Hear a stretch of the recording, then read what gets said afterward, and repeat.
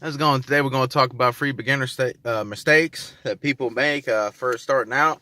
These are some of the mistakes that I did starting out, and um, I'm just going to get right into it. Number one is just looking at the stock price and calling that undervalued or expensive based off just the stock price. If you do that, first it's really foolish to do.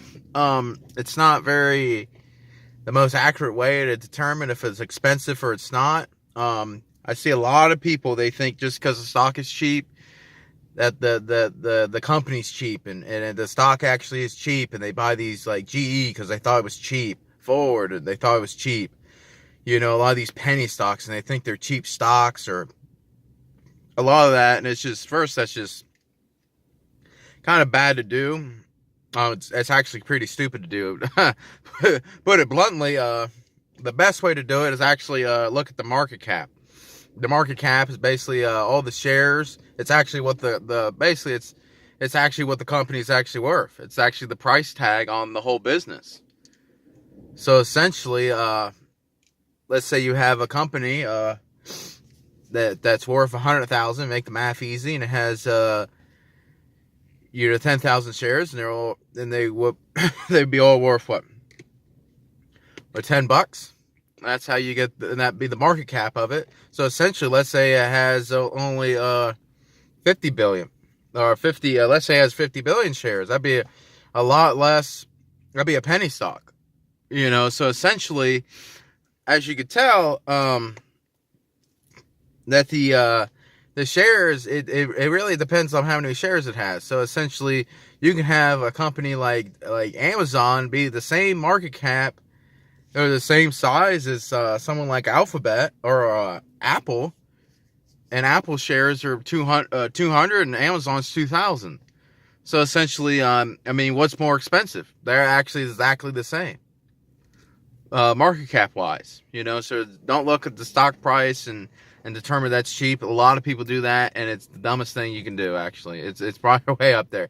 So, in the market cap, then you can actually price in where you think the company can go. So, essentially, then you're looking at it, because then you can start comparing a lot easier, too. So, let's say you think a company can be Amazon, be the next Amazon. So essentially, if it's $80 billion and the stock price is $10, so you're basically saying that the stock price is going to go 800 billion, so you think the stock price should be $100. So essentially, that's how they come up with these price targets. They basically say how much the business should be worth compared to a lot of other companies.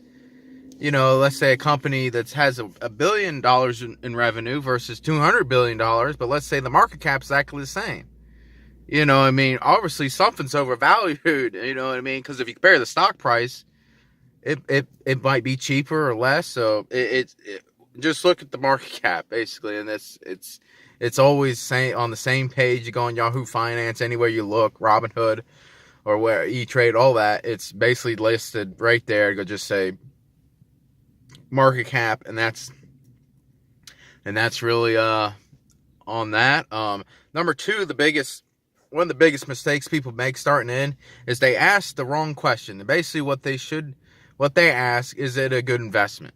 You should never, that is one of the worst questions you can ask yourself, because there's a lot of good investments if you really think about it, there's a lot of good investments. So you should never ask yourself, is it a good investment? Is it the best investment? So that's the question you should ask yourself, because it's a stronger question. It's basically then you're setting yourself up for high standards. Then you're just getting the best companies in your portfolio, the best, with the best opportunity, the biggest opportunities, and that's really what you're going for. Like, let's say Procter and Gamble. They make a lot of good products and a lot of staples that people like and people probably always will buy. Toilet paper, Tide. People always will wash their clothing and do all that. And is it a good company? Yes. Is it a good stock? Yes. Is it the best? Probably not. You know what I mean? That's the question you have to ask yourself. Is it the best? I don't think in 20 years from now, or let's say 5 years from now, there's going to be, a run on Tide and everybody's going to be buying 100 more gallons of it a day. That doesn't even make sense. Why would you? It would just grow with inflation or how many people in the world. And, it's not, and they go increase prices and it just go have a good business model and we'll keep going and they go keep up with maybe inflation or maybe the population. So essentially, that's not going to it could be a good investment, but is it the best? Because everybody has a limited supply of money. So let's say you can take $1,000 into Procter and Gamble, and it could do okay. It could do okay, and that's how it is. But will it have the potential? Is maybe say like a tech stock, you know what I mean, or something that's a new cloud computing company or something like that, where it has so much potential. It can go from a $10 billion company all the way to a $100 billion company and more.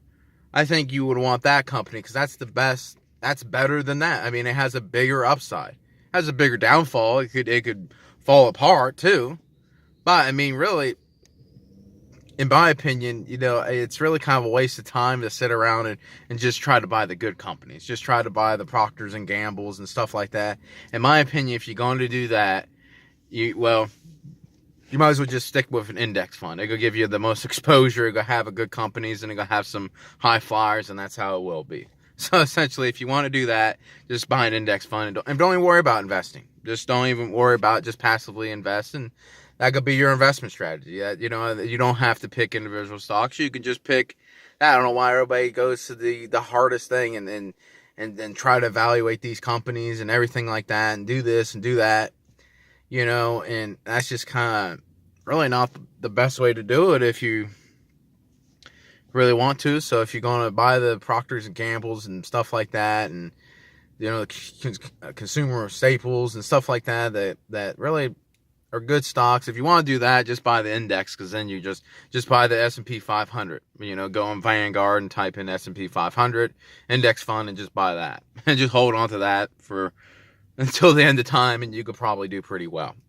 But if you're trying to invest and actually, turn $1,000 into $5,000 or $6,000 or $10,000 in maybe a couple years, which if you pick the right companies is very possible and very reasonable to do. Just because the stock runs up a lot doesn't mean it's overvalued.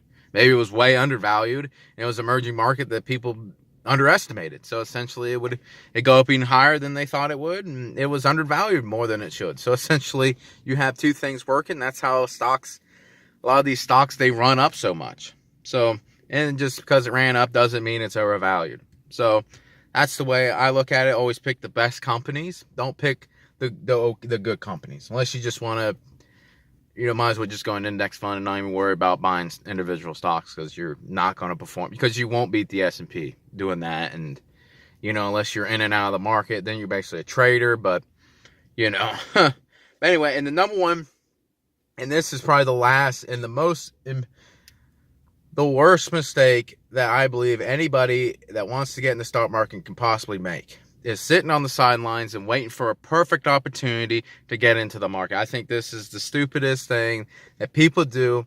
It's the dumbest thing they can do. When I started investing, that was way back around 2013 or 2012 when I started war. And let me tell you something, there was a lot of fear in the market then.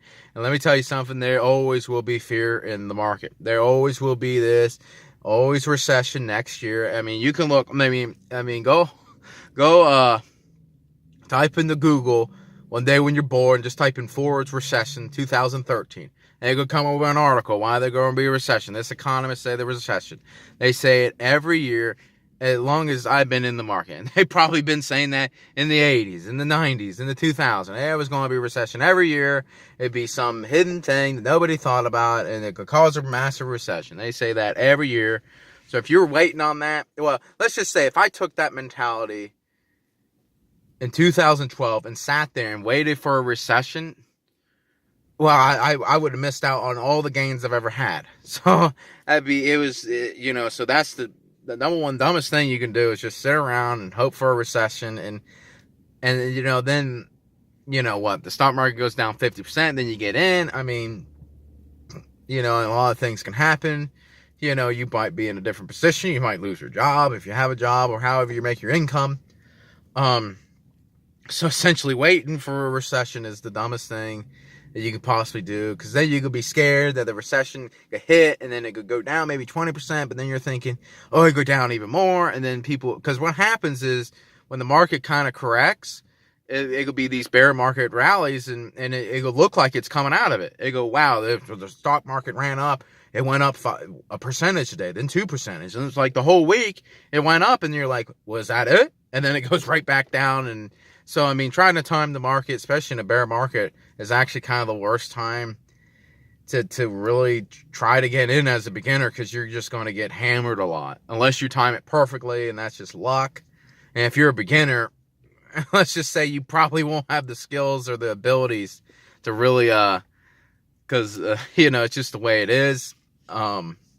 So I believe, in my personal opinion, the best time to invest, well, like the old saying, the best time to invest is 20 years ago. And the second best opportunity is today. So if you really want to start investing in the stock market, and you really want to be in it, and you really want to do this for a living or for a side income, or whatever your goals are, today is the day to start. Don't wait another day, be like, well, I can do it tomorrow. It's like the old saying, procrastination is the kill of dreams. That's legitimately what it is. So if you really want to get in it, do it today. Don't wait. Don't put it off. Don't wait for a crash. Reading economics. They say it every year. They said in 2012 it was the debt crisis. It was, I remember back in them days, Obama was on the TV, and this was back when Obama was in there. They were saying double dip recession, and we're going right back in it.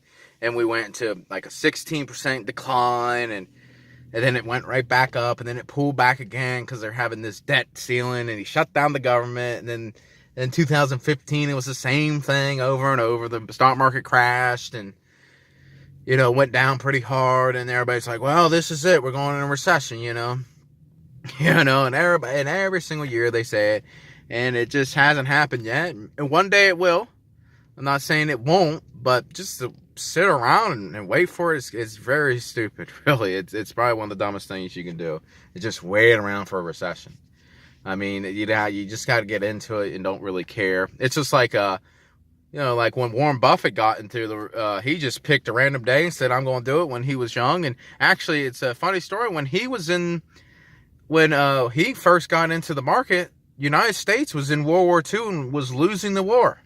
So essentially, that was the worst time probably one of the worst days in American history. Just Pearl Harbor got basically blown up, and here's Warren Buffett back in a long time ago just getting into it. And he never looked back. Now, if he sat around and procrastinated for years and years and years, he wouldn't be worth what he is today, and he wouldn't have got the skills and the talents if he just sat around and waited. So essentially, could you imagine in the United States looking a little bit better than that, in a World War II going against Nazi Germany, Pearl Harbor just got blown up and nobody knows what's going on, and Warren Buffett's putting money in the stock market, and and it was the 70s, he was putting money in it, and that was the oil crisis, and everything was looking doom and gloom, and nobody would have gas, and this and that. It's always something. It's always something that everybody freaks out over, and it turns out to be not that bad, or maybe it gets as bad as they think, but it always seems to work itself out eventually.